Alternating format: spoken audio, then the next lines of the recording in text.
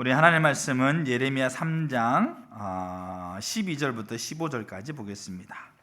예레미야 3장 12절에서 15절까지 보겠습니다. 너는 가서 북을 향하여 이 말을 선포하여 이르라. 여호와께서 이르시되 배역한 이스라엘아 돌아오라. 나의 노한 얼굴을 너희에게로 향하지 아니하리라. 나는 긍휼이 있는 자라 노를 한없이 품지 아니하느니라. 여호와의 말씀이니라. 너는 오직 내 죄를 자복하라. 이는 내 하나님 여호와를 배반하고 내 길로 달려 이방인들에게로 나아가 모든 푸른 나무 아래로 가서 내 목소리를 듣지 아니하였음이라. 여호와의 말씀이니라. 여호와의 말씀이니라. 배역한 자식들아 돌아오라. 나는 너희 남편임이라. 내가 너희를 성읍에서 하나와 족속 중에서 둘을 택하여 너희를 시온으로 데려오겠고 내가 또 내 마음에 합한 목자를 너희에게 주리니 그들이 지식과 명철로 너희를 양육하리라. 아멘. 오늘 우리가 중보기도를 살펴가고 있는데 중보기도에 필요한 요소, 우리 몸이 건강해지려면 우리 몸 안에 있는 영양소가 균형 잡히게 요소가 잘 이렇게 세워져야 되고 건강 유지가 돼야 되는 것처럼 우리가 중보기도가 우리 가운데 올바르게 되어지려면 우리 안에 중보기도 요소가 올바르게 균형 잡히게 잘 세워져야 됩니다. 저는 4가지의 중보기도 요소를 살펴가려고 합니다. 그래서 오늘 2번째, 다음 주 3번째, 그 다음 주 4번째. 그 외에도 저는 많다고 봅니다. 그러니까 우리의 몸의 영양소 중에 5대 영양소, 무기질, 단백질, 비타민, 탄수화물, 그것도 하나가 있는데 이 5개만 있는 게 아니지 않습니까? 수없이 많은 영양소가 있는데 그게 대표 영양소인 거죠. 근데 그게 골고루 균형 잡히게 자라지 않고 하나만 문제가 생기더라도 심각한 육신에는 심각한 삶에 우리 일상생활 하는데 어려움이 생기게 되는 것처럼 중보기도는 이 요소가 균형 잡히게 자라가야 됩니다. 그래서 오늘 지난주에 살폈던 거는 뭐냐면 중보기도의 요소 중에 하나인 하나님과 친밀함, 이 요소들이 굉장히 실타래처럼 얽혀 있습니다. 그래서 공통적인 부분도 있고 또 특이한 부분도 있고 그렇습니다. 그렇기 때문에 어떻게 보면 같은 내용들을 계속 반복하고 있을 수도 있습니다. 자, 그러나 우리가 이 요소들 하나하나에 대한 분명한 이해를 가질 필요가 있습니다. 그래서 오늘은 아버지의 마음입니다. 우리가 중보기도에 필요한 요소 중에 하나가 아버지의 마음, 그 다음 주는 하나님의 질투, 그 다음 주에는 멈추지 않는 그 열정, 이런 부분들을 보려고 하는 겁니다. 그러니까 여러분 우리 중에서 기도가 약해지신 분, 기도에 우리가 이제 그런 것들은 저는 잘 표현하지 않는데 기도줄이 이렇게 희미해지신 분, 기도에 줄이고 그러지 않습니다. 그래서 막 줄 잡고 막 이렇게 올라가는 거 이런 거 아닌데 기도줄이 흐려졌다든지 이렇게 기도가 약해졌다든지 기도하고 싶지 않으신 분들, 자, 이런 분들 귀담아 들으셔야 돼요. 알겠죠? 저는 최근에 이 아버지의 마음으로 이렇게 하나님 앞에 기도하고 있는 것들을 더 배워갑니다. 그리고 그렇게 배워가고 또 이렇게 알아가는 가운데 이 말씀을 나누기 때문에 말씀이 막 두서가 없을 수 있습니다. 근데 중요한 건 뭐냐면 이 아버지의 마음이라는 것이 뭐냐? 여러분 아버지의 마음을 뭐라고 생각하세요? 아버지의 마음. 아버지의 마음이 아버지의 마음이겠지. 우리가 여러분 중보기도는 아버지의 마음이 담겨져 있어야 되고요, 중보기도는 아버지의 마음을 가지고 있어야 됩니다. 그러니까 이게 요소입니다. 다른 말로 하게 되면 이 요소가 빠져버린 것은 중보기도가 아닙니다. 그래서 이 아버지의 마음이 뭔가를 우리는 이렇게 잘 이해할 필요가 있습니다. 제가 지난주에 컨퍼런스 이렇게 왔다 갔다 했거든요. 아침에 갔다 저녁에 오고 그렇게 왔는데 화요일날 밤에 전화가 한 통, 2통이 걸려와 있었어요. 제가 이제 예배를 다 마치고 확인했기 때문에 한 10시 넘어서 확인했기 때문에 그렇게 이제 모르는 번호야 또. 그래가지고 이제 제가 이제 전화를 못 드렸어요. 근데 그 다음날에 이제 제가 이 컨퍼런스를 가고 있는 운전하고 있는데 전화가 왔어요. 같은 모르는 번호인데 3번이나 전화가 왔기 때문에 누굴까 하고 나서 전화를 받았어요. 운전 중에도 제가 이렇게 참 이렇게 그러면 안 됩니다. 근데 받았어요. 또 뒤에 또 집사님 2분이 타고 계셨는데 받았는데 무슨 전화였었냐면 제가 대전에서 목회할 때 그때 그 교회에서 신앙생활했던 집사님이셨어요. 제가 교회를 이제 사임하고 나오면서 이제 교회를 이제 떠나셨는데, 근데 그 집사님이 용인 세브란스 병원 거기 병원에 중환자실에 입원해 있다고 전화가 왔었어요. 그날 전날 밤에 전화했던 것은 수술을 앞두고 전화했던 거고, 그리고 그 다음날 아침은 수술을 마치고 전화했던 거였어요. 그게 뭐였냐면 대동맥 박리, 그래가지고 심장에 있는 혈관이 이렇게 출혈이 생겨가지고 거기에 이제 스텐트 이제 시술을 하는 거, 그거 이제 그 수술인데, 그 혈관이 이렇게 터졌으면 사망했고, 근데 다행히 혈관이 터지지는 않고 출혈이 이렇게 생겨서 거기에 이제 스텐트 시술을 했어요. 그리고 이제 그 시술을 하고 나서 이제 저한테 전화가 왔어요. 수술을 했다. 이렇게 고통 가운데 앰뷸런스 타고 병원 2군데 들렸다가 여기까지 와가지고 수술했다. 그래서 수술을 잘 됐다고 하더라. 그러니까 제가 이렇게 운전하고 가는 과정 가운데 그분을 위해서 기도해 드렸어요. 그러면서 어제 다시 전화가 왔어요. 어제 다시 전화가 와서 이제 수술 잘 돼서 일반 병실에 있는데 혈압이 190, 200 정도까지 계속 올라가 있고 혈압이 안 떨어지니까 이렇게 더 이렇게 이렇게 회복돼 가지고 퇴원하거나 이런 거는 못 하고 계속 뭐 특별한 치료를 하고 있지 않는데 혈압이 계속 안 떨어져 가지고 눈도 잘 안 보이고 그렇게 좀 많이 불편한 가운데 있다라고 전화가 왔어요. 그래서 제가 어제 집에서 그 자리에 앉아서 같이 기도했어요.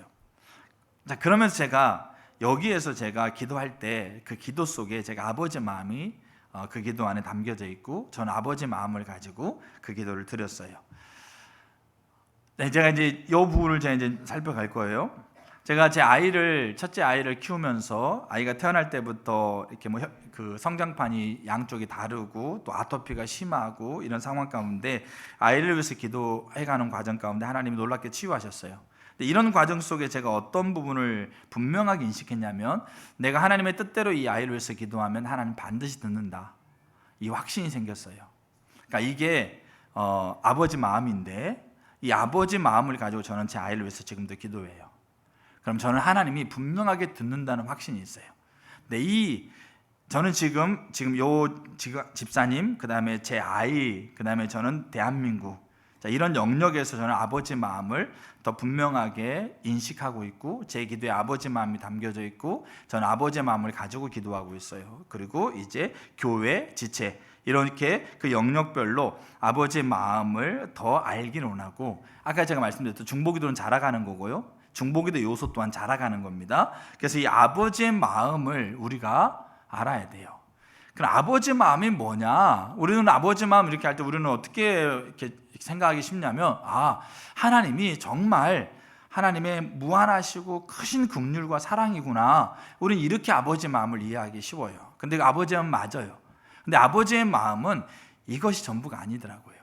제가 아버지 마음을 더 알아가고 그 아버지 마음으로 내가 이 집사님을 위해서 기도하는 그 순간 하나님이 듣는다는 분명한 인식이 생기더라고요. 왜냐하면 제가 아버지 마음을 기도하고 있고 아버지 마음으로 기도하고 있으니까. 그래서 이 아버지 마음이 너무 중요해요. 여러분, 기도가 약해져 있는 분들 있지 않습니까? 아버지 마음이 여러분 가운데서 많이 무너졌기 때문에 그래요. 아버지의 마음. 그래서 우리는 아버지의 마음을 회복해야 돼요. 아버지 마음이 더 우리 가운데 깨달아야 되고 우리가 아버지의 마음을 더 갖고 있어야 돼요. 자, 그래서 이 아버지 마음이 뭐냐? 자, 이거를 이제 우리가 살펴가려고 하는 겁니다. 그래서 더 배워가야 되고요, 더 아버지의 마음이 더 분명하게 우리 가운데 자리매김해야 돼요. 그럼 우리의 기도 다릅니다. 내 기도가 분명하게 하나님이 듣고 있다는 분명한 인식을 갖게 됩니다. 근데 여러분 잘 기억해야 될 게 뭐냐면, 기도를 듣는 거하고요, 기도를 듣는 것에 우리는 오해하는 게 뭐냐면, 기도를 들었으니까 이제 내가 원하는 대로, 내가 필요한 대로 그 일을 이룰 줄 알아요. 그러니까 바울이 하나님 앞에 아버지 마음, 분명한 아버지 마음을 가지고 기도합니다. 자기가 가지고 있는 연약함을 위해서 3번을 기도합니다. 근데 하나님은 그 연약함을 고치지 않습니다. 네 은혜가 족하다, 이런 얘기합니다. 그러니까 우리는 아버지 마음이 우리의 중보기도에 있어서 필수적으로 중요한 부분인데, 그렇게 아버지 마음으로 기도하면 그 기도하는 것을 하나님이 우리가 원하는 대로 다 해줄 줄 알아요. 근데 듣는 거하고 해주는 건 달라요. 문제는 뭐냐면, 들었다는 확신조차도 없는 사람이 많다는 얘기예요. 나의 기도를 하나님이 듣고 있다라고 하고 있는데 이 사실조차도 모르는 사람이 많다는 얘기예요. 그러니까 어떻게 기도할 수 있겠어요? 어떻게? 그리고 기도의 자리에 내가 어떻게 가겠냐고요. 아버지의 마음을 모르고 아버지 마음을 갖지 않는 자들이, 그 기도를 듣고 있다는 확신조차도 없는 사람들이 기도의 자리로 가는 건 어려워요. 그리고 기도의 자리에 가더라도 그 기도가 지속될 수가 없어요. 자, 그래서 이제 이 아버지의 마음을 이제 우리가 좀 보려고 합니다. 자, 그러면 이제 기도하시며 들으시면 좋겠고, 자, 예레미야 29장 한번 보겠습니다. 자, 성경을 다시 한번 이제 보겠습니다. 예레미야 29장.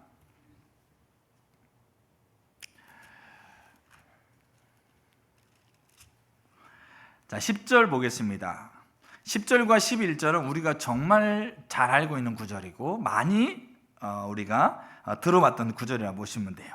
근데 우리가 딱 10절과 11절까지만 우리는 이렇게 이 구절을 잘 이렇게 듣고 있는 부분이 있긴 해요. 자, 10절 여호와께서 이와 같이 말씀하시느니라 바벨론에서 70년이 차면 내가 너희를 돌보고 나의 선한 말을 너희에게 성취하여 너희를 이곳으로 돌아오게 하리라.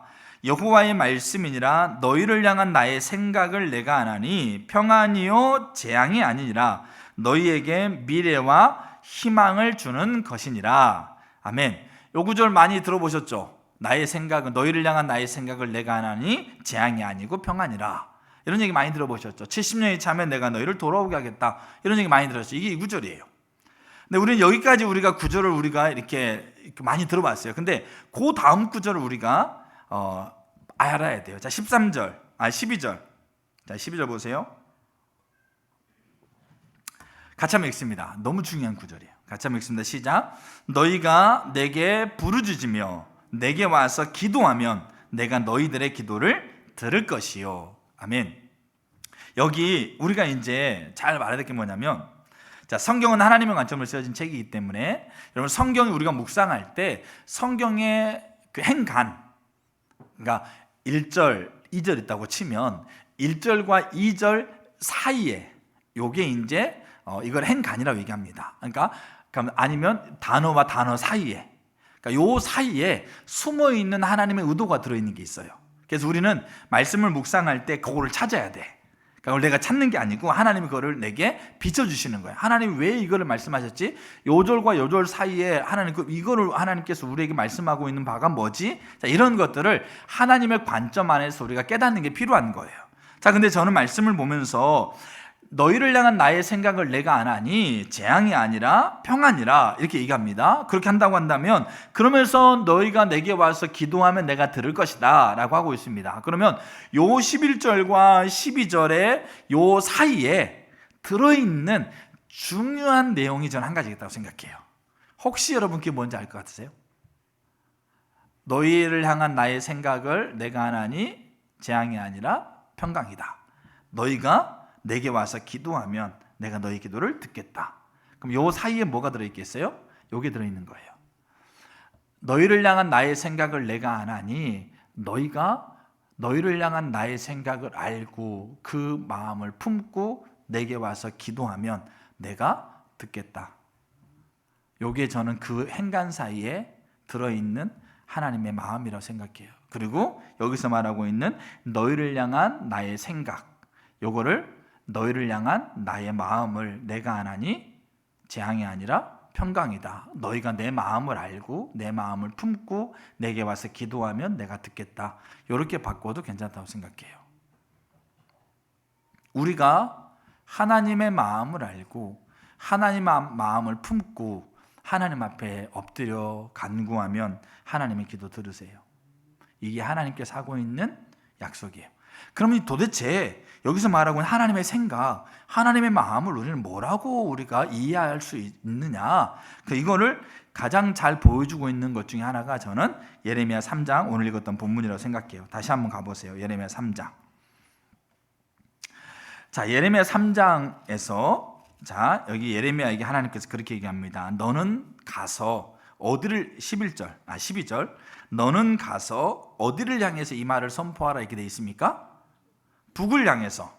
알겠죠? 그러니까 지금 이 예레미야는 지금 어느 시점에 와 있냐면 이스라엘의 하나였다가 솔로몬의 아들 르호보암 때 나라가 두 개로 갈라져요. 남북이 갈라집니다. 그래서 북쪽에 10지파, 남쪽에 2지파 그래가지고 나라가 두 개로 갈라집니다. 그래서 북쪽을 이스라엘이라고 얘기하고 있고 남쪽을 유다라고 얘기합니다. 우리나라 남북이 갈라져 있는 것처럼 그렇게 갈라져 있다가 두 나라가 이제 두 개 나라가 존재하고 있는 거죠. 근데 이 두 개 나라 중에 북쪽이 먼저 멸망합니다. 그러니까 북쪽에 있는 그 이스라엘의 이 뭡니까? 그 당시에 아수르라고 하고 있는 잔인한 민족이 강력하게 일어나 가지고 이스라엘을 침범해 가지고 이스라엘을 멸망시켜 버립니다. 이게 822년에 일어난 일이에요. 그리고 나서 이제 150년, 160년이 지난 586년에 유다가 망합니다. 그럼 예레미야는 지금 어느 시대의 사람이냐면 북쪽이 망했을 때 그 시점에 살아있는 사람이 아니고 그 북쪽이 망하고 나서 150년, 160년이 흐르고 난 지금 유다가 망하려고 하고 있는 그 시점에서 지금 활동했던 선지자가 예레미야예요. 그러니까 예레미야가 지금 뭡니까? 지금 이미 북쪽 나라는 없어요. 멸망했기 때문에 남쪽만 유다만 존재하고 있는데 그 유다에게 하나님이 지금 멸망하고 심판하겠다는 그 심판을 선포하고 있는 선지자가 예레미야입니다. 근데 이 예레미야에게 지금 뭐라고 그러냐면 어디를 향해 선포하라고요? 북쪽을 향해 선포하라고 얘기하고 있는 거예요. 이미 북쪽은 망해버렸어요. 망해가지고 그냥 흩어져 버린 거죠. 메소포타미아 지역에 고대 군동에 이게 아주 뿔뿔이 흩어져 버린 거죠. 그 흩어져 버린 그 이스라엘을 향해서 나라가 아예 자체가 없어져 버린 이스라엘을 향해서 뭐라고 그러냐면 돌아오라는 거예요. 회개하라는 거예요. 그러면 여기 지금 이 뭡니까? 14절에 뭐라고 그러냐면 14절 한번 띄워봐 주세요. 14절에 자 너희를 성읍에서 하나와 족속 중에서 둘을 택하여 너희를 어디로 데려오겠고 시온으로 데려오겠고 이렇게 얘기하고 있는 거예요. 그러니까 지금 망해가지고 나라 없이 정처 없이 떠돌아다니고 있는 그 유랑하고 있는 이스라엘 민족의 백성들에게 회개하고 돌이켜라. 그럼 내가 너희를 다시 어디로 데려오겠다? 다시 시온으로 데려오겠다. 자 이렇게 얘기하고 있는 게 지금 오늘 이 말씀의 뭡니까? 내용입니다. 자, 그러면서 15절이 이렇게 하나님 얘기하고 있어요. 내가 또 내 마음에 합한 목자를 세워서 너희에게 주리니 이렇게 돼 있어요. 알겠죠? 내 마음에 합한 목자를 세워서 내가 너희에게 주겠다. 이들이 지혜와 명철로 너희를 양육하겠다라고 얘기하고 있습니다. 자, 그럼 제가 물어볼게요. 지금 하나님이 하나님의 마음에 합한 목자를 지금 주겠다고 얘기합니다. 그럼 하나님이 하나님의 마음에 합한 목자를 주는 시점이 어딜까요? 시점. 자, 1번. 자, 나라가 멸망해가지고 그 고대 군동에 정처 없이 떠돌아다니고 있는 이들을 하나님께서 돌아오게 하시는 그 시점. 1번. 두 번째. 그러니까 지금 하나님 마음에 합한 목자를 세워서 너에게 주겠다는 얘기하고 있는 이 시점을 얘기하는 겁니다. 두 번째. 자, 이들이 시온으로 돌아오고 난 후의 시점. 자, 2번. 자, 그러면 하나님이 지금 내가 내 마음에 합한 목자들을 너희에게 주겠다라고 하고 있는 시점이 어디일까요? 1번일까요? 2번일까요? 몇 번이라고 생각하세요? 자, 1번은 돌아오기 전 시점, 2번은 돌아오고 난 후의 시점. 어딜 것 같으세요?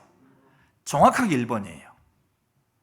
그래서 제가 이 성경을 보면서 주석을 다 찾아봤어요.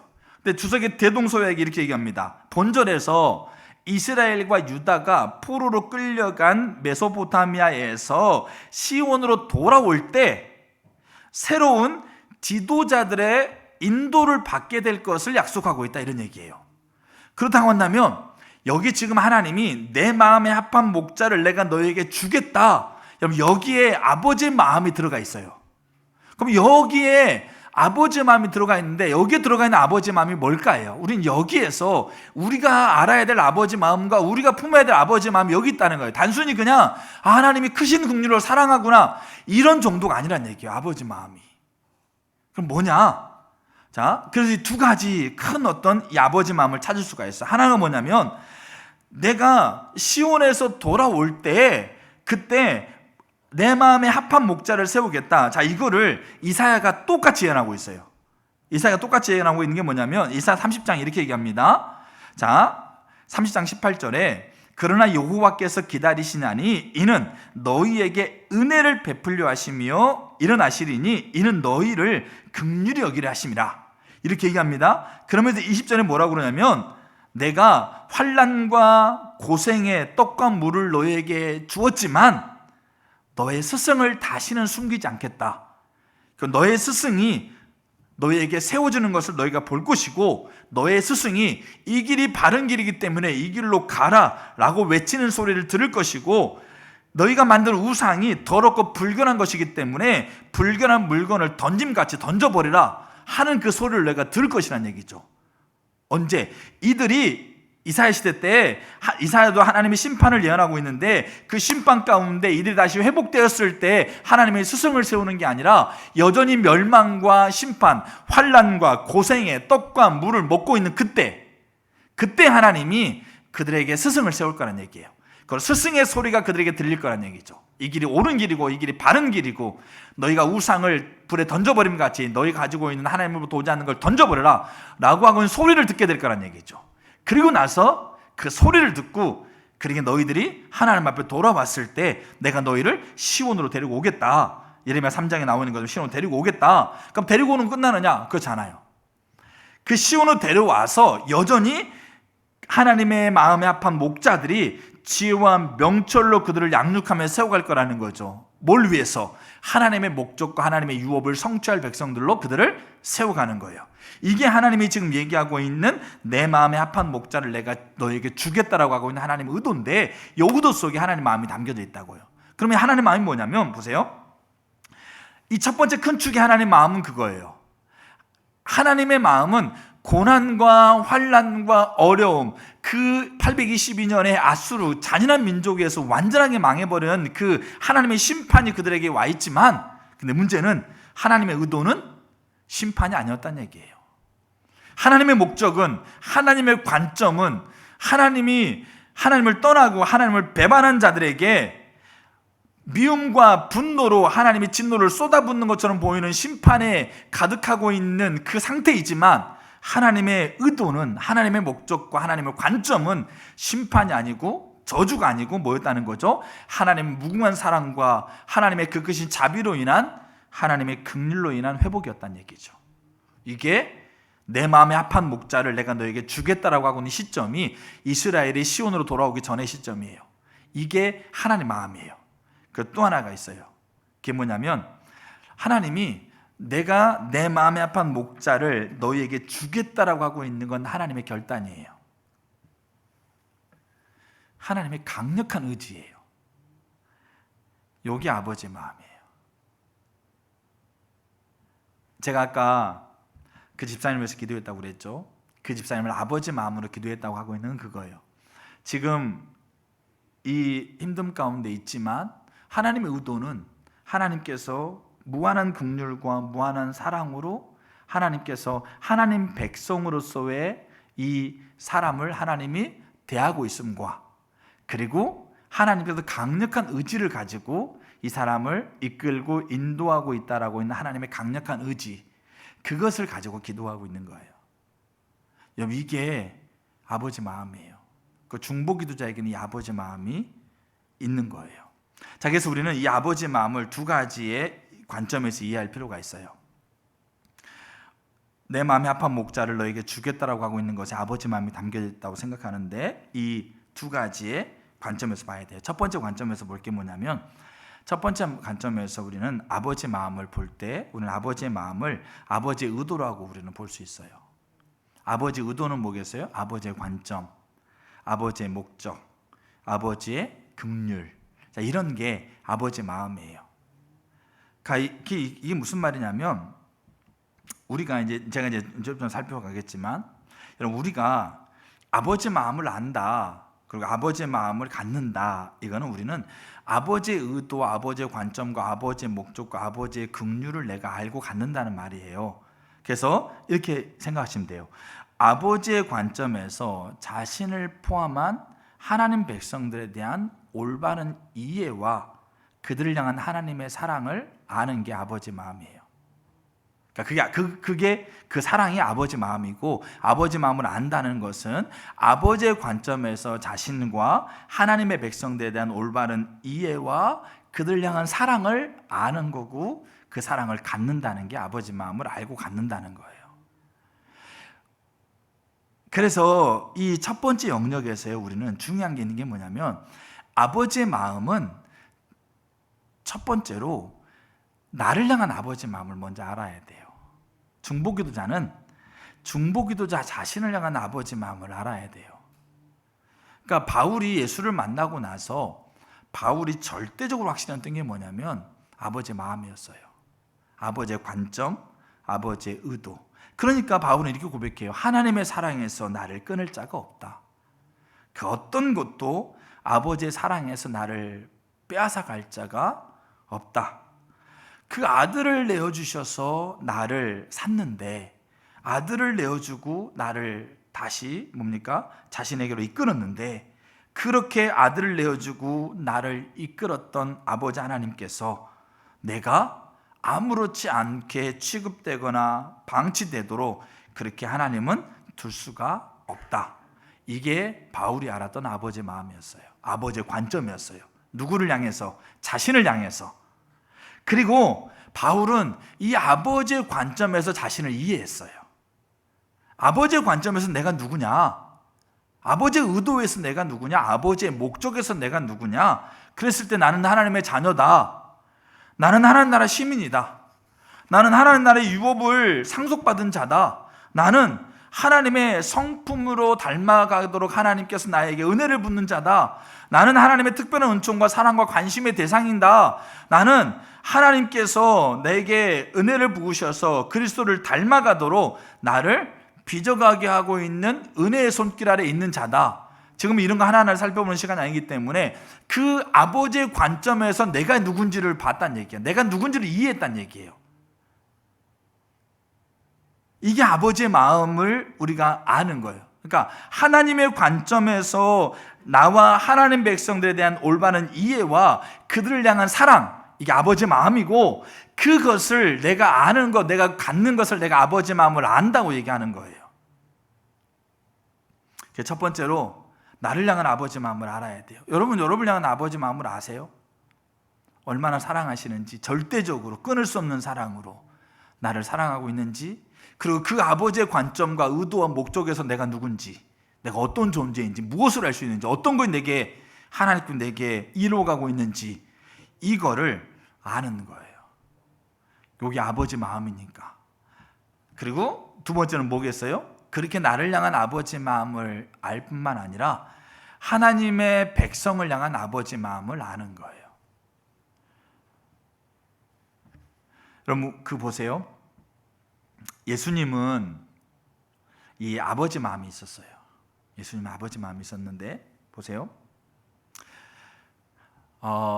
성경에서 여러 번 등장하고 있는 이야기 중에 하나가 예수님 문둥병자를 고치시는 거예요.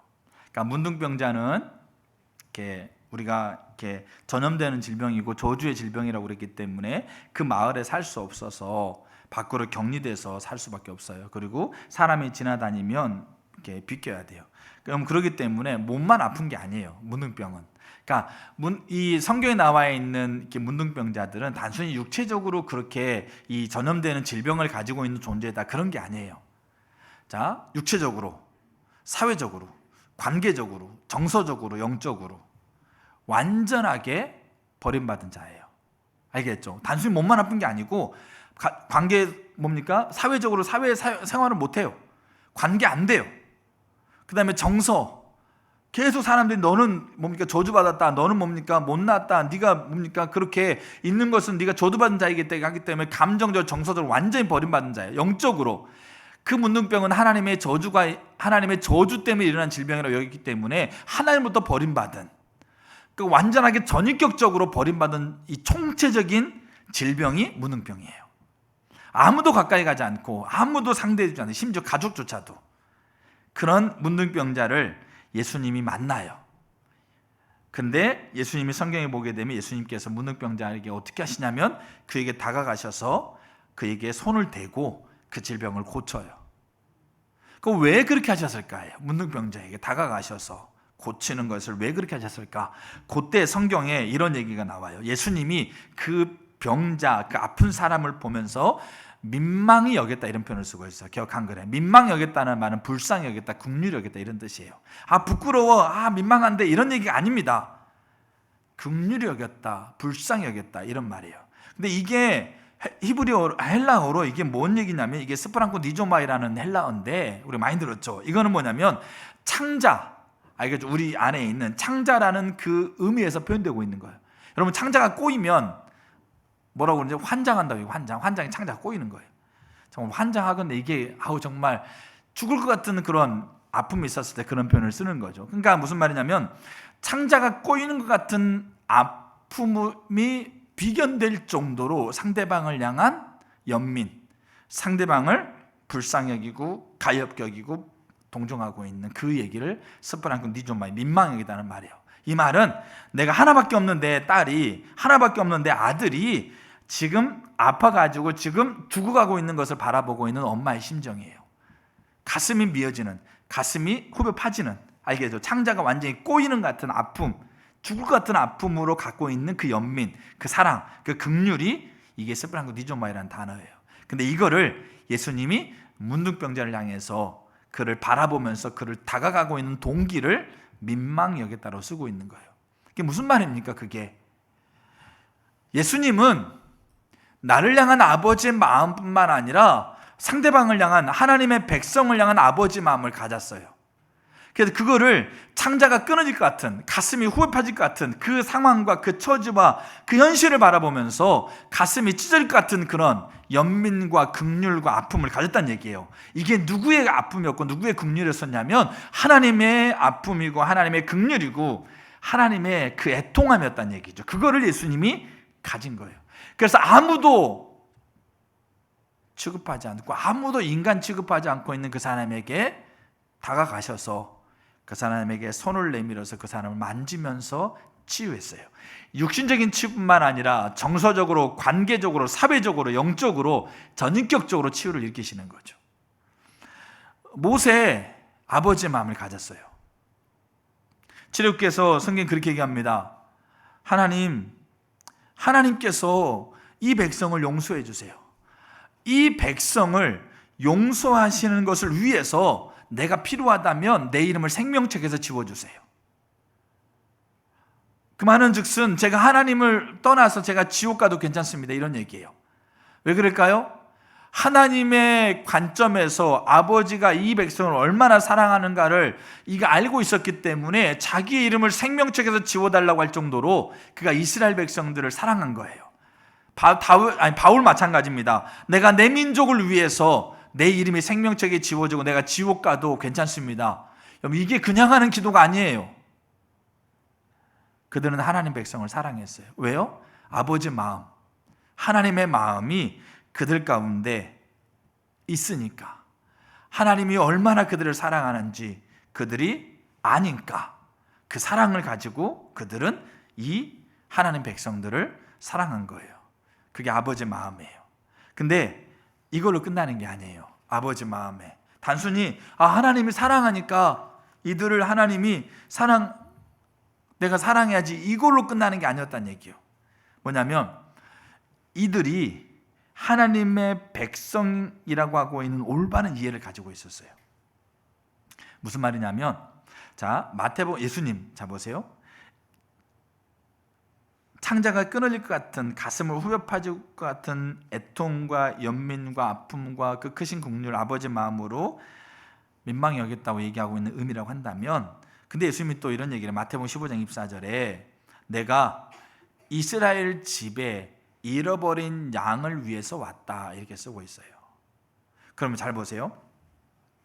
지금 이스라엘이, 예수님이 지금 뭐라고 표현하냐면 첫 번째, 이스라엘을 양으로 표현하고 있습니다. 그러면 이스라엘이라는 이 민족을 예수님이 어떻게 이해하고 있는가에 대한 얘기를 쓰고 있는 거죠. 첫 번째가 양으로 표현하고 있어요. 양은, 그럼 목자는 누구겠어요? 하나님. 그러니까 우리 민족 이스라엘은 하나님의 울타리 안에, 목자의 울타리 안에 하나님께서 두고 그 하나님의 인도와 그 하나님의 생명과 하나님의 목적을 위해서 이끌어가고 있는 민족이라는 이해를 가지고 있었어요. 근데 두 번째, 근데 이 민족이 상태가 어떤 상태다? 우리를 떠나버린 상태다, 잃어버린 상태다, 이렇게 쓰고 있는 거죠.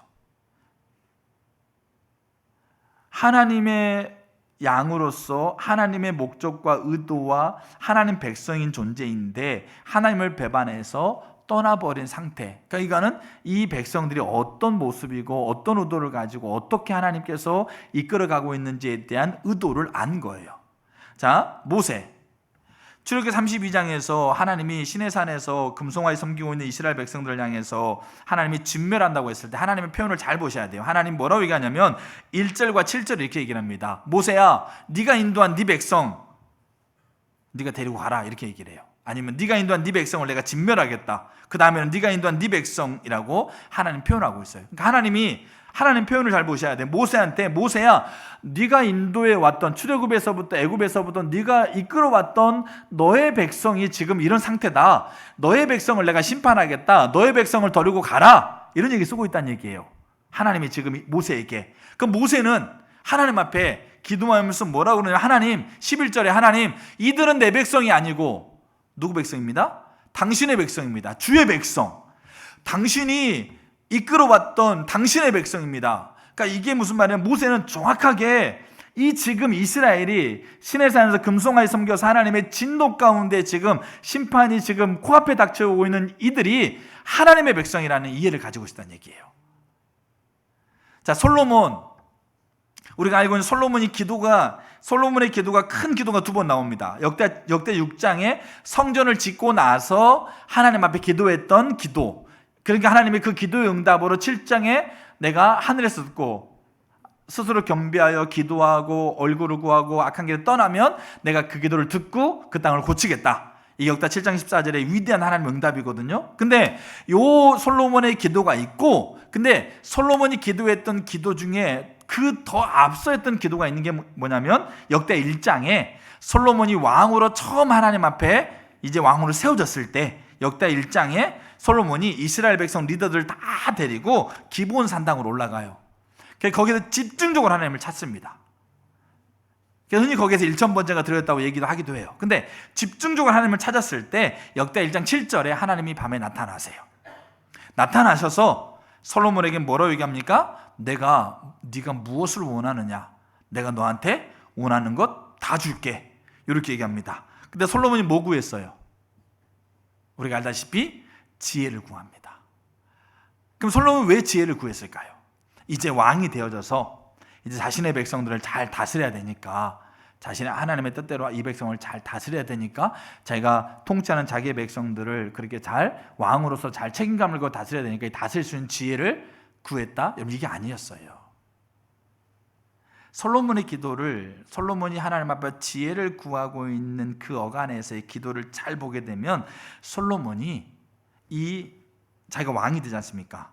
근데 이 자기가 다스려야 될 이 백성을 솔로몬은 하나님의 백성이라고 표현을 쓰고 있어요. 하나님의 백성.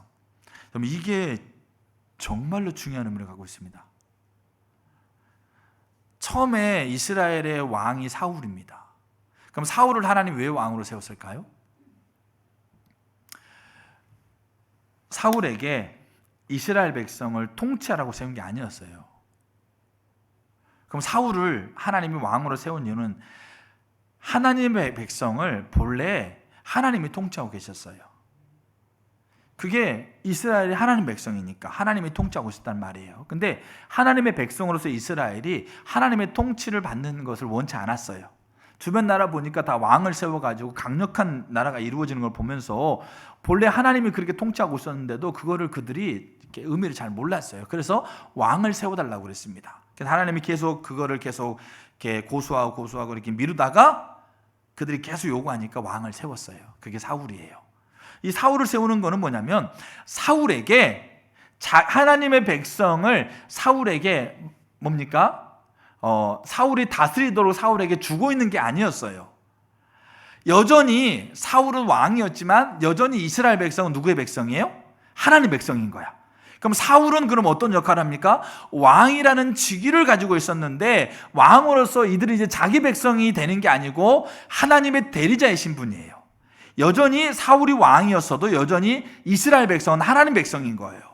그래서 사울은 이제 자기가 하나님의 백성을 하나님의 뜻을 연결해주는 통로, 대리자로서의 그 위치를 가지고 있다라는 그 의미에서 하나님 왕을 세웠다는 얘기예요. 초창기 때 사울은 그 의도와 의미를 충실하게 따랐습니다.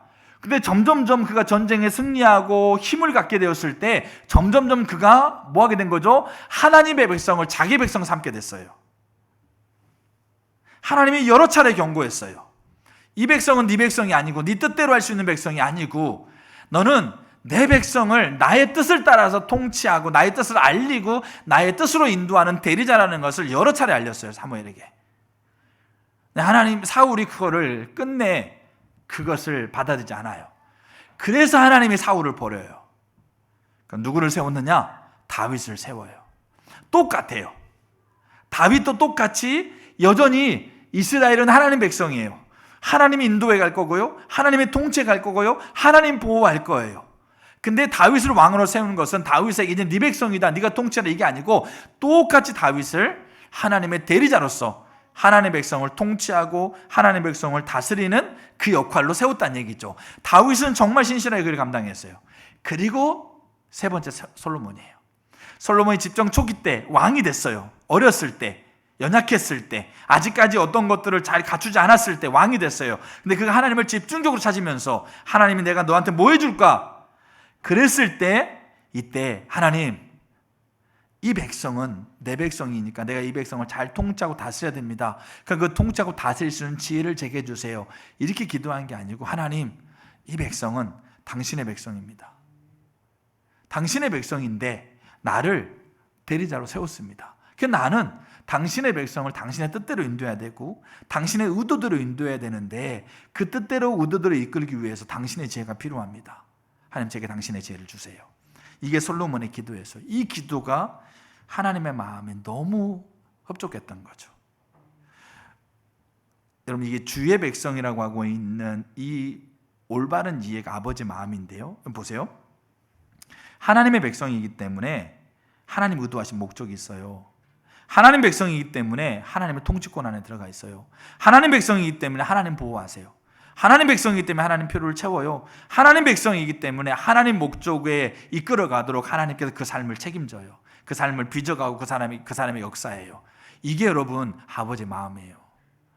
우리가 자녀가 내 자녀가 아니고 교회가 내 교회가 아니에요.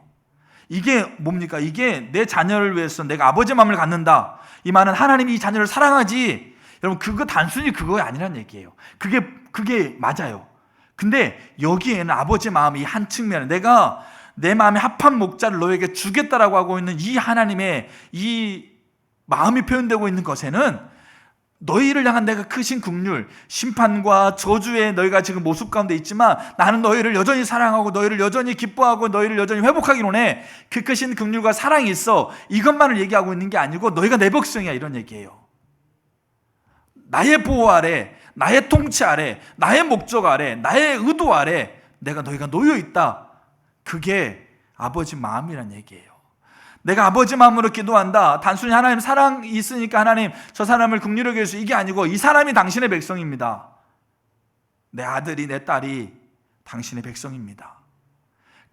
당신의 백성이라고 하고 있는 이 올바른 이해, 이게 아버지 마음이라니까요. 그래서 중보기도자는 자기 자신을 향한 아버지 마음이 있어야 돼요. 하나님 얼마나 사랑하시는지, 하나님의 의도 아래 내가 누구인지, 내가 무엇을 할 수 있는지, 무엇을 가졌는지 이걸 알아야 돼요. 그리고 우리가 하나님 백성을 향해서 우리가 올바른 의도와 그 하나님의 크신 사랑을 알아야 돼요. 이게 아버지 마음이에요. 여러분, 이렇게 아버지의 마음을 갖고 하나님 앞에 기도하는 게 중보기도입니다. 근데 하나님의 마음은, 첫 번째, 요 부분만 있는 게 아니고 또 하나 측면이 있는 게 뭐냐면, 하나님께서 내가 내 마음에 합한 목자를 너에게 주리니, 이거는 뭐냐면 상황을 봐가지고 줄까 말까 내가 나중에 결정할 거야, 여러분, 이게 아닙니다. 주겠다고 하고 있는 하나님의 의지예요. 결단이에요. 왜 그거를 왜 볼 수 있냐면 내 마음에 합한 목자를 세우겠다 이거죠. 여러분, 마음이라는 거 우리가 지난번에 관계중개론 살펴봤지 않습니까? 너의 마음에 그리스도를 주로 삼아 거룩하게 하고, 그래서 이 마음이 헬라어로 뭐라고 그랬어요? 카르디아라는 단어예요. 히브리어는 레브라는 단어예요. 알겠죠? 그러니까 여기 예레미야 3장에 나와 있는 내 마음에 합한 목자에서 이 마음을 레브라는 단어를 쓰고 있어요. 그 다음에 신약으로 와서는 헬라어에 카르디아라는 단어를 쓰고 있어요. 근데 이 단어를 그 당시에 유대인과 그 당시에 고대 근동의 교회들이 쓰고 있지 않습니까? 레브, 카르디아라는 단어를 쓰고 있는데 이 단어를 그들이 어떻게 이해했는지를 잘 보시면 돼. 어떻게 이해했다고요? 크게 두 가지예요. 하나는 뭐냐면 마음이라고 하고 있는 레브, 카르디아라고 하고 있는 이 단어를 쓸 때 이거를 신체 기관의 일부라고 여겼어요. 신체 기관의 일부. 여러분 신체에 마음이라는 기관이 있을까 없을까요? 그 잘라보면 어디가 있을까요? 여기 붙어 있을까? 여기 붙어 있을까? 우리는 대부분 하트에 붙어서 뭐 이렇게 하고 있는데, 여러분 이 심장이 우리 마음이 아닙니다. 근데 마음은 안 보이는 거죠. 뭐 이렇게 잘라가지고 어느 기관에 이렇게 조직이 있는 게 아니고 마음은 안 보이는 거예요. 근데 이 유대인들과 그 당시에 교회가 이 레브 카르디아, 마음이란 단어를 쓸 때 이 단어를 어떻게 생각했냐면, 우리의 이 손가락이 있는 것처럼 우리 눈 안구 있고 심장, 뭐 혈관, 알겠죠? 간, 콩팥, 알겠죠? 신장, 이렇게 몸의 기관들이 존재하고 있는 것처럼 여겼다는 얘기예요. 그 말은 눈에는 안 보이는데 실제적으로 존재하는 몸의 기관으로 여겼다는 얘기죠. 근데 그렇게 실제로 존재하는 기관인데, 그럼 이 기관은 그럼 뭔 역할을 하느냐? 간은 해독을 하고, 뭐 심장은 뭐 혈관을 통해 피를 공급하고 이런 역할을 하는데, 손가락은 짚고, 알겠죠? 이런 역할을 하는데, 마음은 그러면 무슨 역할을 하느냐? 그것을 그들은 어떻게 이해했냐면, 모든 의지와 모든 결정의 근원이 되는 자리라고 이해했어요. 어떤 걸 내가 결정하고 내가 의지를 세우고 내가 어떤 걸 결단하는 그 가장 근원, 가장 핵심이 되는 자리를 이들은 마음이라고 생각했어요. 그러니까 실제로 존재하는 기관인데, 이 기관의 역할은 뭐냐? 의지와 결단과 결심을 세우는 가장 근원이 되는 자리, 이렇게 그들은 이해했다는 얘기죠. 그럼 예레미야를 통해서 하나님이 그 이해를 그대로 가지고 설명하고 있어요. 내가 내 마음에 합한 목자를 세워서 내가 너에게 주겠다는 말은 내 의지와 내 결심과 내 결단을 이룰 수 있는 가장 근원의 자리에서부터 내가 이거를 결심한다 이거예요. 내가 이거를 결정했고 결심해서 내가 이거를 너에게 주겠다, 이 내용이란 얘기죠. 좀 이게 감이 잡히셔야 돼. 그렇기 때문에 잘 보세요. 여기 아까 13장에서 뭐라고 그러냐면, 29장에서 내가 70년이 차면 내가 이스라엘을 회복하겠다. 내 생각, 내 마음은 저주가 아니고 회복이다. 그러면서 너희가 내 마음을 알고 기도하면 내가 듣겠다, 이렇게 얘기하는 거예요. 자 보세요. 하나님이 그렇게 결단, 의지를 세웠기 때문에 무슨 일이 벌어질까요? 유다가 망해요. 그 70년이 지날 쯤 되었을 때 하나님이 의지를 세웠기 때문에 그때 상황을 봐주고 내가 해줄까 말까에 이게 아니라는 거예요. 굳은 결심, 내가 이거를 반드시 하겠다는 결단, 의지, 여기 아버지의 마음인데, 그 굳은 결심과 의지를 세웠기 때문에 70년이 차면 내가 이스라엘을 회복하겠다고 예언했기 때문에, 이제 그 굳은 의지와 결심을 했기 때문에 70년이 찰 때쯤에 무슨 일이 일어납니까? 다니엘에게 그 70년이 다 되고 있다는 걸 깨닫게 하세요. 그럼 다니엘은 뭐 했겠어요? 내가 그 일을 깨닫고 난 시점부터 하나님 앞에 금식하기를 시작하며, 다니엘 9장, 주여 황폐한 성소 가운데 주의 얼굴빛을 비춰주세요. 그렇게 기도하는 사람이 시작돼요. 그리고 이제 518년에 이스라엘이 539년에 이스라엘이 돌아와요. 성전의 기초를 닦고 아직 성전이 완공이 안 되고 15년 18년이 지났는데 518년쯤에 하나님이 학개 선지자 보내요. 성경에 보게 되면 하나님이 학개 선지자를 보내고 학개 선지자를 통해서 말씀하였다고 얘기를 해요. 이게 왜 그럴까요? 이게 아버지 마음이니까 그래요. 의지를 세우고 굳은 다짐과 결단을 하셨기 때문에 아버지가 이제 그때쯤 되니까 선지자 보내요.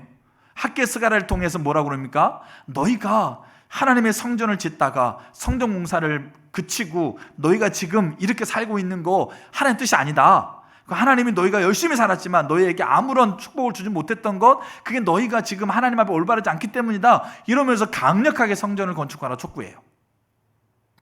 자, 촉구하고 난 다음에 그 다음에 성경 이 학개서 1장을 보면 이렇게 나와 있어요. 하나님이, 잘 보세요. 하나님이 스룹바벨과, 그 다음에 스룹바벨은 정치적인 지도자입니다. 대제사장 여호수아는 종교적인 지도자입니다. 모든 백성들의 마음을 감동하사. 누가 하셨다고요? 하나님이 감동해요. 감동하사 그들로 하여금 성전 공사를 시작하겠다. 이게 학개서 1장 16절인가 18절에 있어요. 이게 왜 그럴까요? 왜 하나님이 이거 할까요?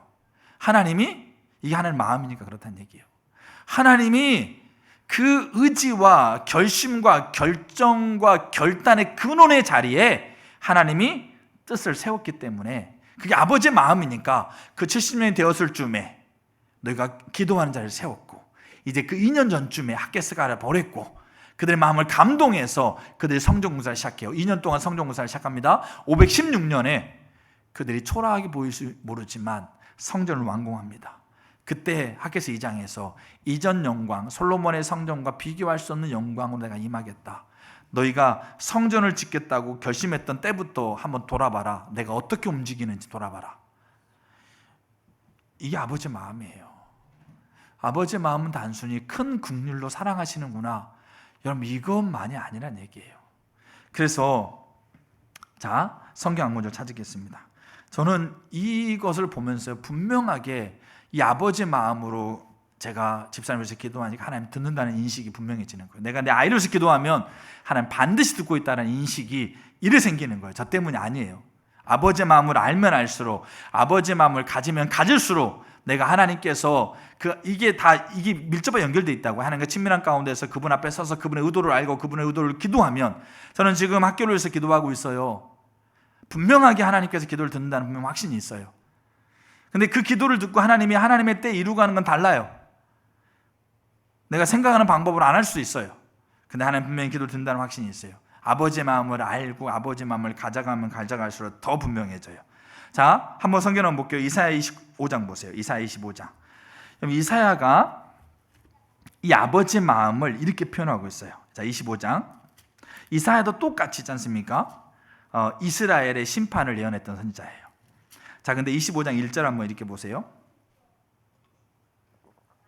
자, 여호와여 주는 나의 하나님이시라.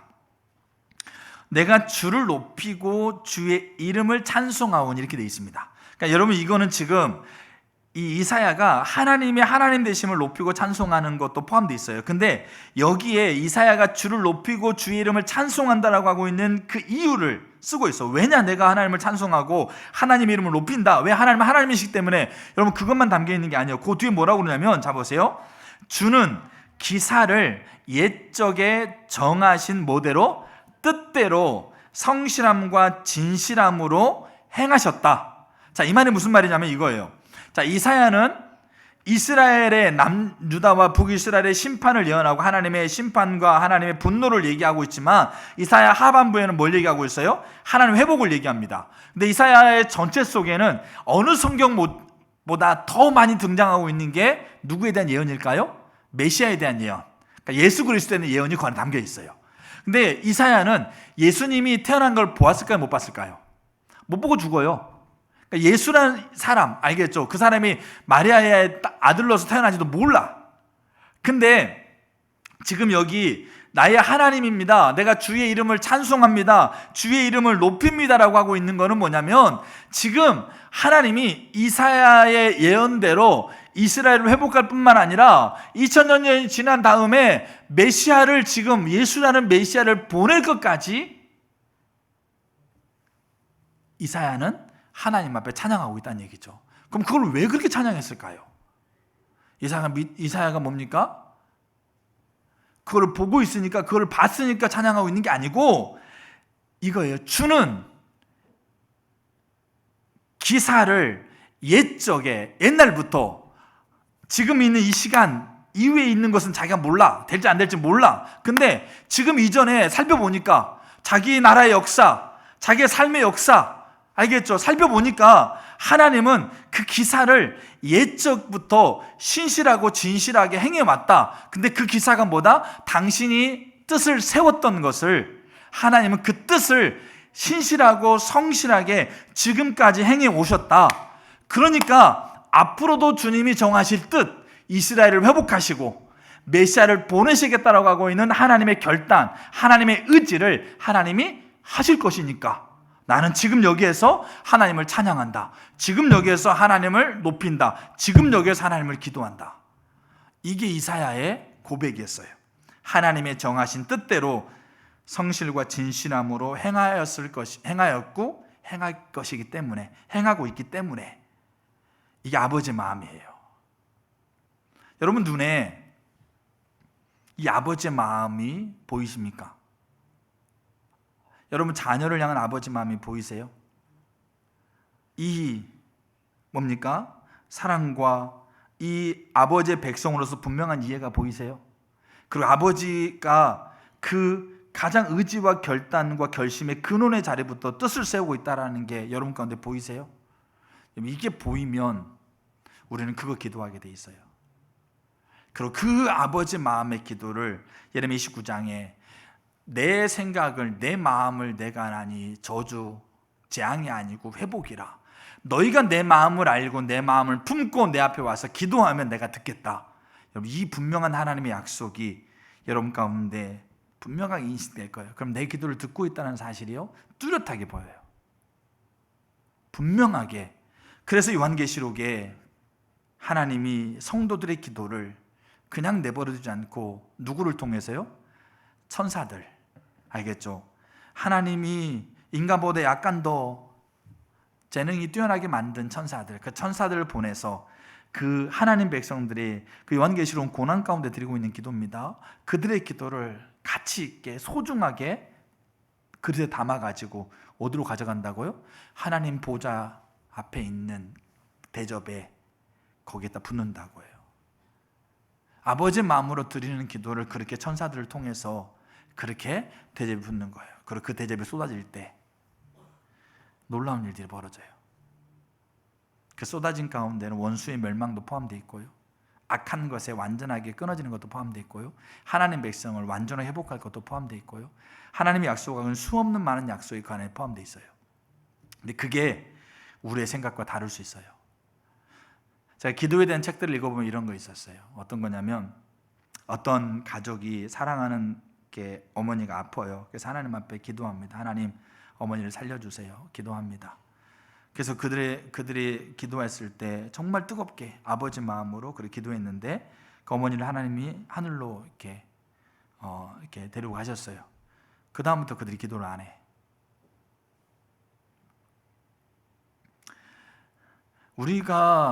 하나님께서 우리가 기도하고 있는 것을 들으시는 것과 하나님께서 응답하시고 하나님 움직이시는 것이 우리의 생각과 다를 수 있어요. 근데 문제는 뭐냐면 아버지 마음을 분명하게 알고 아버지 마음을 갖는 자들은 네 은혜가 네게 족하다라고 얘기하고 있는 그 소리에 정직하게 엎드려서요, 여전히 나는 아프고 여전히 나는 힘들어요. 근데 그래도 표대를 바라보고 그래도 뭡니까? 하나님의 사명을 감당하기 위해서 그렇게 걸어갔던 바울의 걸음을 갈 거예요. 그래도 기도할 거예요. 그래도 외칠 것이고 그래도 내 기도를 들으시는 하나님과 하나님의 선하신 의도가 있다는 것을 분명히 아버지 마음 가운데서 알고 여전히 기도하고 있을 거예요. 근데 아버지 마음을 모르기 때문에 열심히 그가 기도하고 있지만, 아버지 마음을 가지고 기도하는 것처럼 보이지만 하나님이 그들의 기도에 또 원하는 대로 안 들어주니까 딱 기도를 끝쳐버려요. 정색하면서.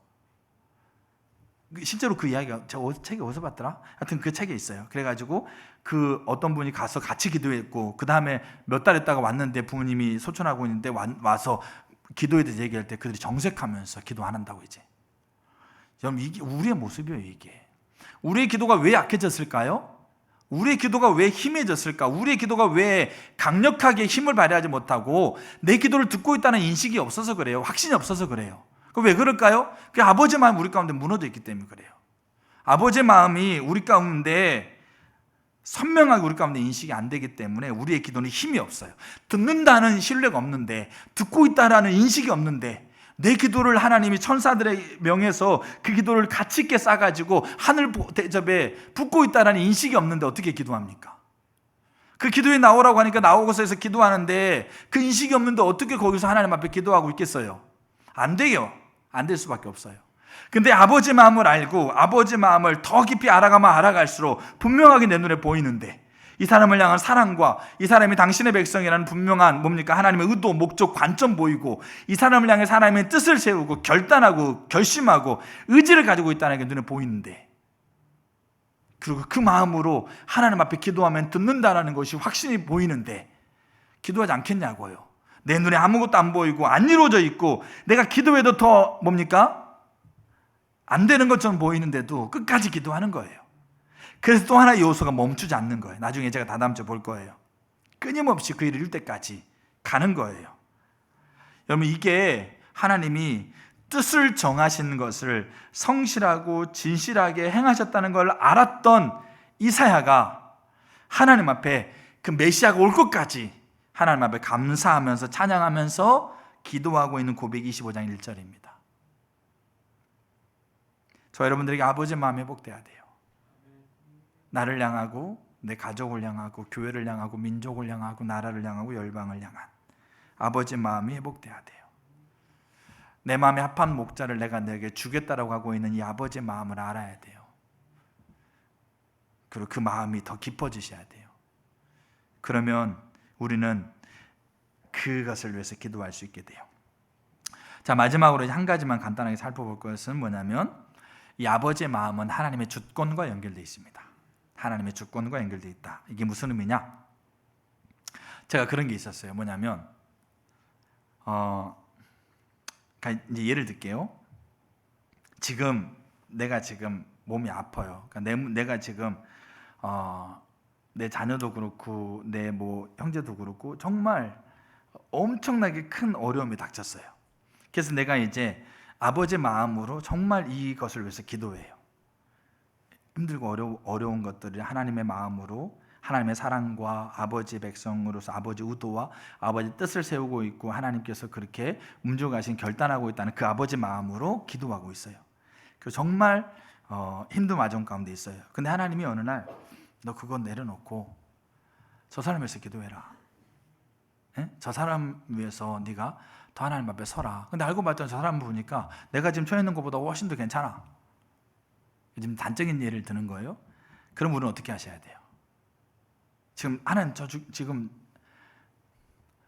제 지금 코가 석자고 제 상황을 지금 하나님 모르는 거 아닌데 이것도 하나님이 해결을 안 해주고 이것도 하나님이 모른 채 알고 있으면서 언제 이거 이루어질지도 모르고 내가 지금 이거에 지금 신경이 쓰여가지고 아무것도 못하고 있는 거 알면서 하나님 왜 저 사람을 위해서 하나님 저 나라를 위해서 저 사람 나보다도 잘 살고 있잖아요. 나보다도 괜찮잖아요.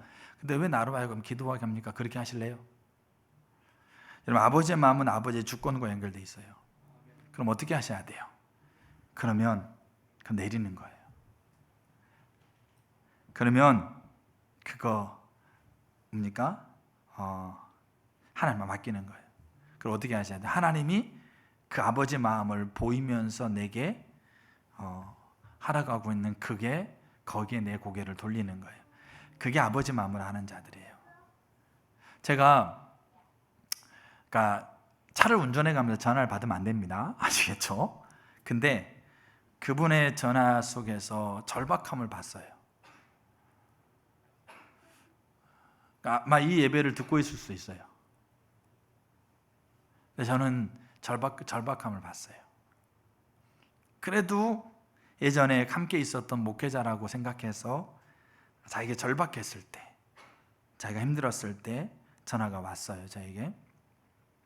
제가 그 자리에 제가 나중에 운전 중이니까 나중에 이렇게 가서 전화할게요. 그럼 저 전화 못 해요. 가서 바로 예배를 드리고 이렇게 주일학교를 섬겨야 되고 하기 때문에 전화하지 못해요. 그럼 금방 지나가죠. 근데 그때 제가 이 아버지의 마음으로 제가 비록 운전 중에 눈 감고 기도할 수 없잖아요. 운전 중이지만 그분을 위해서 기도했어요. 그러니까 우리가 중요한 게 운전 중에 기도하라는 얘기 아닙니다. 제가 스스로 우리 호성이 제가 벌점 좀 어쩔 수 없는데 제가 스스로 자백하지만 선생님 3개월 동안 기도 기간을 줬습니다. 이게 다 여러분들 아는 분 아실 거예요. 그래서 농담이고 근데 그 마음이 제가 보였어요. 그러니까 이 아버지 마음을 가지고 제가 그 시간에 짧은 시간이지만 기도드렸어요. 그러니까 이게 무슨 말이냐면 아버지의 마음은 아버지 주권과 연결되어 있어요. 여러분 우리가 삶이 많이 힘들어요. 그리고 문제가 많이 있고 여러 가지 상황들이 많이 있을 수 있어요. 근데 아버지가 몰라서 우리에게 네가 힘들고 어려운데 거기다 짐 하나 더 얹어주면서 그거 더 하라고 하는 거 아니에요. 우리가 기억하셔야 돼요. 아버지 마음이 주권과 연결되어 있다는 걸 기억하셔야 돼요. 그러면 어떻게 하셔야 돼요? 아버지 마음을 아는 자들은, 아버지 마음을 품는 자들은 아버지 마음의 시선을 돌리게 돼 있어요. 그리고 거기에 내 것이 내려지게 되고 내 것이 포기된다 할지라도 거기에 내 시선이 가게 돼 있어요. 그게 진짜 아버지 마음을 갖는 자들이에요. 근데 우리는 왜 우리의 기도가 연약하게 됐느냐? 우리가 아버지의 마음이 이론인 거죠. 그냥 이런 얘기들 우리가 다 모르십니까? 다 아는 얘기들인데 이론이에요.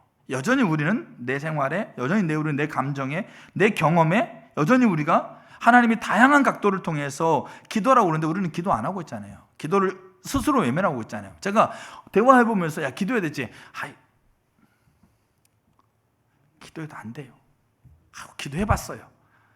이렇게 우리가 하나님이 다양한 각도를 통해서 지금 아버지 마음으로 그를 그 자리에 이끌어가고 있는데도 우리는 여전히 내 생각, 내 감정이 중요한 거예요. 그래가지고 그때는 고개를 절레절레 흔들고 해봐도 안 된다고. 해보면 얼마나 해보셨어요? 하나님이 그 아들을 보내기까지 해보셨습니까? 내가 내 자신의 목숨을 내 가지고 그 사람을 살리기까지 해보셨냐고요. 근데 우리는 해봤다고 생각해요. 그죠? 내가 생각할 땐 해본 거죠. 근데 하나님이 그 아들을 내놓을 때까지 해보셨냐고요. 그래서 우리가 기억하셔야 돼요. 저는 이게 실제라고 생각해요. 이게 우리 가운데 더 알아지고 더 세워져 갈수록 우리의 기도는 강력해집니다. 정말 강력해집니다. 그리고 당당해집니다. 제가 신방 가면서 하나님 앞에 기도하고 말씀을 준비할 때요, 더 하나님 앞에 이걸 알기 때문에 더 기도합니다. 아버지의 마음을 알게 해달라고 더 기도하고요. 제가 연약하기 때문에 더 선명하게 뜻을 잘 이렇게 그때그때 적시를 잘 모를 수 있어요. 그러나 제게 알리게 하는 만큼, 제게 보이게 하는 만큼 자신 있게 합니다. 왜 그러냐? 요걸 알아가면 알아갈수록 더 분명해지는 게 있어요. 그래서 오늘 말씀을 나누면서 중보기도의 요소 중에 하나는 뭐냐면 아버지의 마음입니다. 저 여러분들에게 나를 향한 아버지의 마음, 아버지 백성을 향한 아버지의 마음이 저 여러분들에게 정말 회복되길 축복합니다. 그리고 회복되셔야 됩니다. 그러면 여러분들의 삶의 자리가요, 조금씩 아마 바뀔 거예요.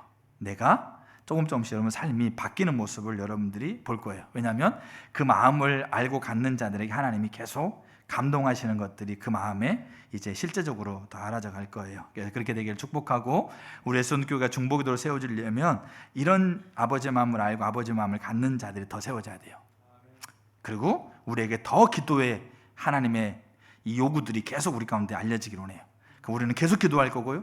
그럼 그 기도를 하나님이 들으시고 하나님의 뜻대로 움직이실 거고, 이런 일들이 우리 가운데 산점처럼 있으면 좋겠어요.